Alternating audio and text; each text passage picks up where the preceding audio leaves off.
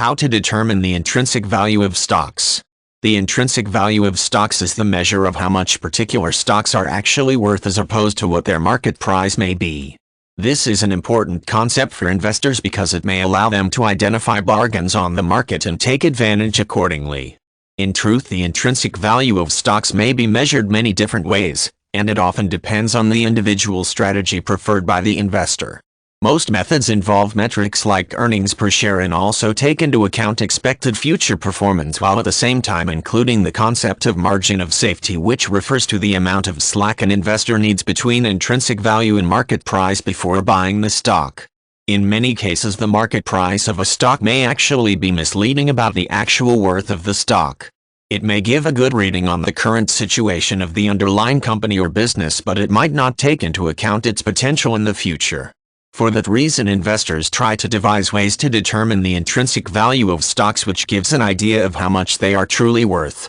One simple way of determining the intrinsic value of stocks is to use the earnings per share of the company and measure it against a discount rate. The discount rate would be the percentage rate yield of a sure thing investment like a government bond.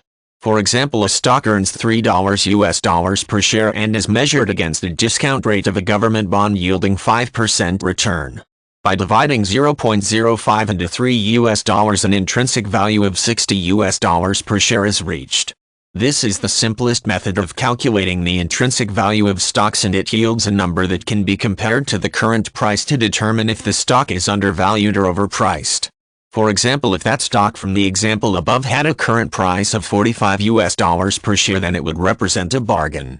Using expected earnings per share for future years can give an investor an idea of the stock's potential. Since no method for calculating the intrinsic value of stocks is totally accurate all of the time due to intangible factors, investors often stick to a margin of safety when using intrinsic value. This represents the percentage difference between intrinsic value and market price that the investor prefers before following up on his or her calculations. For example, an investor who prefers a margin of safety of 50% targets a stock that he or she determines to have an intrinsic value of $50 per share. 50% of $50 is $25, which means the investor prefers that the market price of the stock be at $25 per share or lower before buying.